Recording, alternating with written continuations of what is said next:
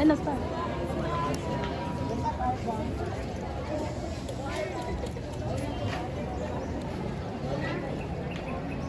Magandang araw sa inyong lahat. Ako ay Pabising Gala, ang inyong lakambin. At nais kong sabihin, lahat ng bagay sa mundo ay may hangganan.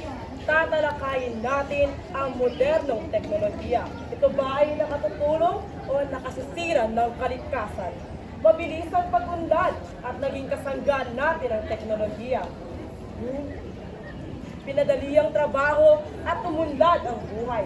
Ngunit may panganib itong dala. Delikado ang epekto nito at nakasisira ng kalikasan. Kaya't buksan natin ang diskusyon. Ang unang panig para sa kalikasan at siya ang mangangatwiran para sa kanyang paninindigan. Maraming salamat, Punong Lakambini. Ako si Binibining Noraina, tagapagsalita para sa kalikasan. Saan na napunta ang ganda ng ating paligid? Ang mga bukid ay naging mall at gusali na lamang dahil sa gahaman sa pera at yaman. Bakit winawasak mo ang tahanan ko na parang wala kang pakialam? Kapag nangyari ito, ano na lamang ang matitira para sa inyo? Hinahayaan ko na kayong magtalo. Tila talagang galit na galit ka na. Ngayon, pakinggan naman natin ang kabilang panig. Tatawagin ko na si modernong teknolohiya. Siya ang magsasalita tungkol sa pag-unlad. Makinig kayong lahat sa kanyang sasabihin. Magandang araw sa inyong lahat. Habang rupay sa buong pangalan hanggang mga tuwiran. Ginagawang madali ng teknolohiya ang lahat.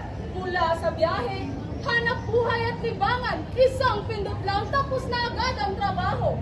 Sa lahat ng larangan, may teknolohiya. Ngunit, kasabay ng pag-unlad ay ang pagkasira ko rin. Tumutulong man ito, pero hanggang kailan? Habang ako'y nasisira, unti-unti ring nawawala ang lahat. Ipagpatuloy ang argumento. Ipakita kung sino ang tama. Nakatutulong ba o humahad lang ang teknolohiya? Ang mga gamit natin ay galing din sa kalikasan. At kahit ang aircon at electric fan ay may pinanggalingan. Tingnan mo ang mga gusalit infrastruktura, simbolo ito ng pag-unlad at kaunlaran ng bansa. Paano gagana ang makina kung ako'y wasak na? Masarap pa rin huminga ng preskong hangin.